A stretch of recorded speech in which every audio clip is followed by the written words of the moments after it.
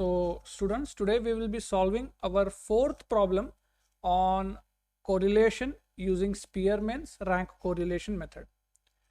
So first let us look at the problem. Calculate the correlation between two given variables using Spearman's rank correlation method. Here you have to use Spearman's rank correlation method, and the data is given as follows. For x and y, various values are given: x 11, 12, 10, 9, 12, 11, 7, 6. And for y, the values are given as 8, 3, 2, 1, 3, 8, 9 and 7.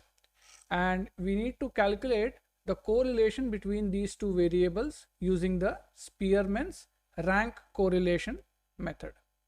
Okay, so now let us put these values in our answer. So let me start the answer. For x, the values are 11, then 12, 10, 9,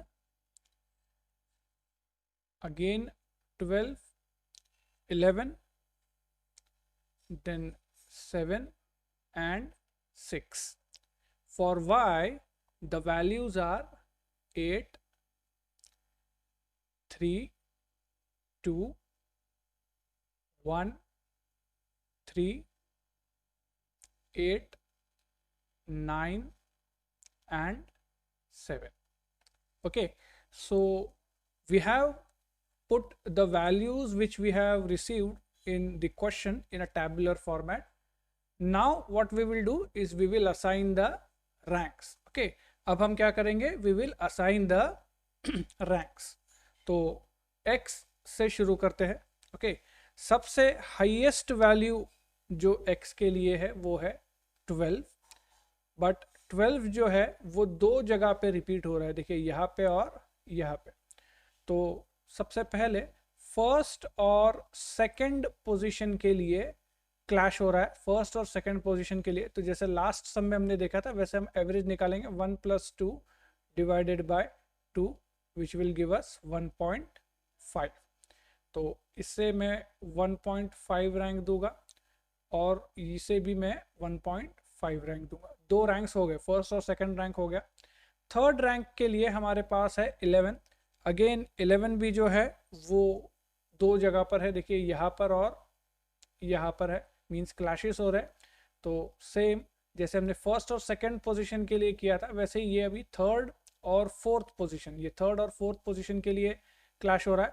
तो again third and fourth position के लिए जो clash हो रहा है उसके लिए हम लोग फिर से एवरेजिंग करेंगे.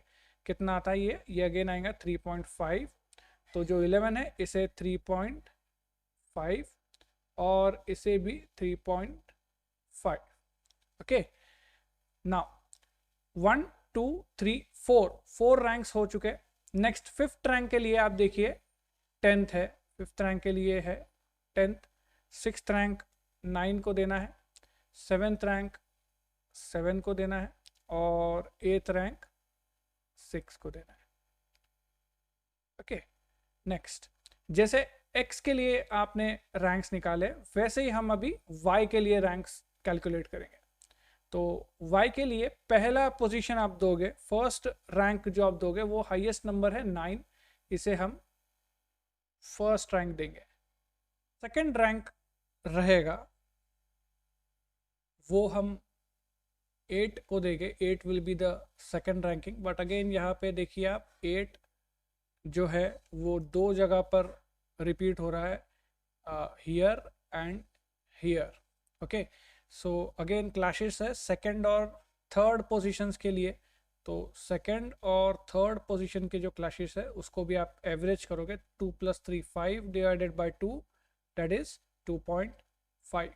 तो ये 2.5 एक यहाँ पर आएगा. ओके, 2.5 विल बी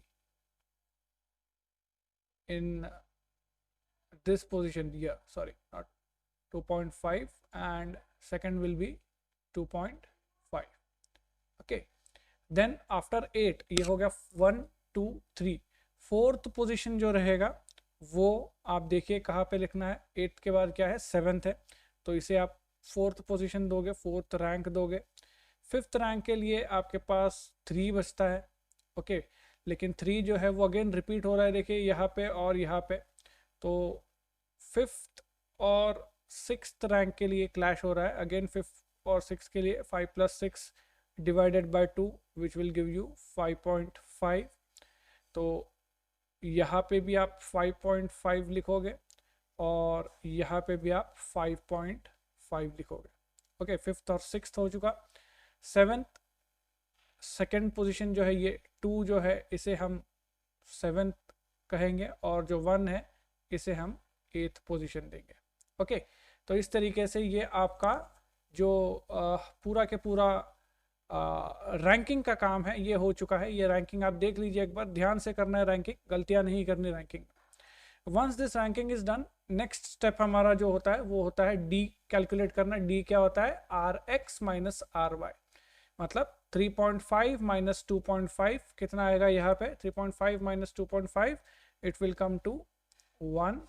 वैसे ही 1.5 minus 5.5 will give you -4, 5 minus 7 -2, 6 minus 8 -2, 1.5 minus 5.5 again -4, 3.5 minus 2.5 1, 7 minus 1 6, 8 minus 4 4। Okay, सो ये हो गया हमारा डी कैलकुलेट हो गया। नेक्स्ट ये जो डी कैलकुलेट किया है इसका स्क्वायर करना है, डी स्क्वायर कैलकुलेट करना है। तो डी स्क्वायर 1 का स्क्वायर आएगा 1, 4 -4 का स्क्वायर आएगा 16, 2 का स्क्वायर आएगा 4, -2 का अगेन -2, माइनस हो या प्लस हो, स्क्वायर हमेशा पॉजिटिव वैल्यू आती है। सो यहाँ पे आएगा 4, 4 16, 1 1 6 36 एंड अगेन 4 16। इस टेबल का लास्ट पार्ट रहेगा summation of D square. Okay, summation of D square calculate करना, इसलिए आपको कैलकुलेटर लगेगा। आपका कैलकुलेटर ओपन कीजिए और ये जो डी स्क्वायर की वैल्यूज है ये वैल्यूज यहाँ पे आप कैलकुलेट कीजिए। 1 + 16 + 4 + 4 + 16 + 1 + 36 एंड +16 कितना आता है, it comes to 94। Okay, so summation of d square comes to 94. So now we will write down the formula for calculating correlation. तो formula क्या है, formula है R या correlation is equal to 1 minus 6 times summation of d square, okay, d square plus addition है, क्योंकि यहाँ पे जब रैंक्स रिपीट होते हैं तो फॉर्मूला में एडिशन होती है, D square plus summation of m cube minus m upon 12। Okay, ये डी स्क्वायर में प्लस होगा upon n into bracket n square minus 1। Okay, so this is the formula for calculating the correlation. अब सबसे पहले तो ये पूरा formula एक साथ ना सॉल्व करते हुए ये जो वैल्यू है, ये m क्यूब माइनस m की जो वैल्यू है ये हम सेपरेटली सॉल्व करेंगे पहले और फिर उसको इस फॉर्मूला में पुटअप करेंगे। तो m क्यूब माइनस m की वैल्यू कैसे कैलकुलेट होती है, m क्यूब माइनस m क्या होता है कि जनरली जितनी बार आपका रिपीटेशन होता है, ओके, उसकी वैल्यूज लिखनी होती है। जैसे कि अब ये कि फर्स्ट टाइम जो रिपीटेशन हुआ था ये 1 + 2 एक्टिविटी तो के लिए हुआ था, फर्स्ट और सेकंड पोजीशन के लिए, और कितनी बार एक्टिविटी रिपीट हो रही थी, कितनी बार वेरिएबल्स रिपीट हो रहे थे, 2 बार। ओके, 2 बार रिपीट हो रहे थे।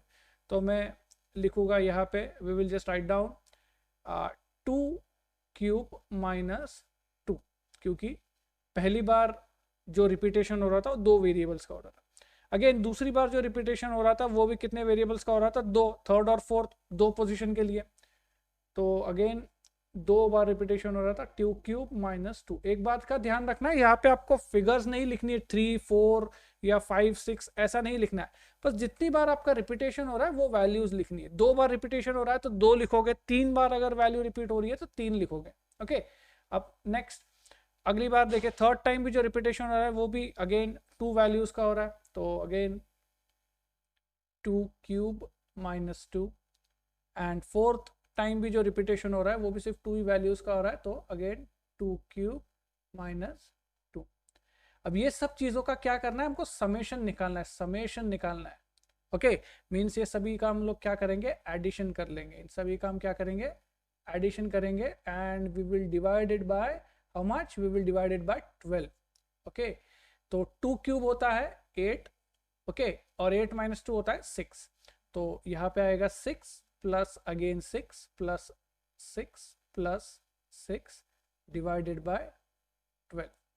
कितना आता है ये, 6 4 ज़ा 24 डिवाइडेड बाय 12, मतलब आपका आंसर आएगा 2। ओके, तो ये जो m क्यूब माइनस m जो था, इसका आंसर कितना आ गया हमारा, 2 आ चुका। ओके, ये अलग से हमने इसको अलग से कैलकुलेट कर लिया। अब ये जो 2 की वैल्यू आई है हमारी, ये जो 2 की वैल्यू आई है, ये वैल्यू और ये 94 की वैल्यू, ये दोनों को हम फॉर्मूला में पुटअप करके आंसर सॉल्व करेंगे।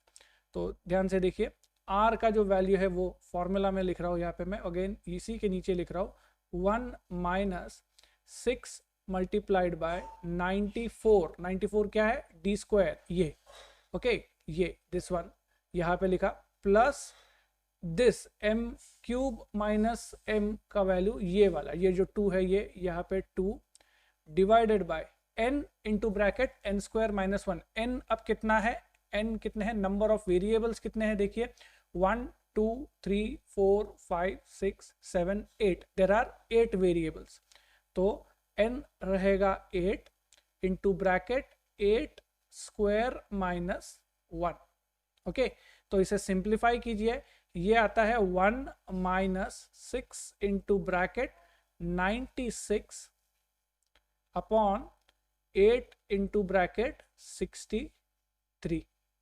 ओके, इसे फर्दर सॉल्व कीजिए, 1 माइनस 6 इंटू 96 आपका आएगा 576, और 8 इंटू 63 आएगा 504।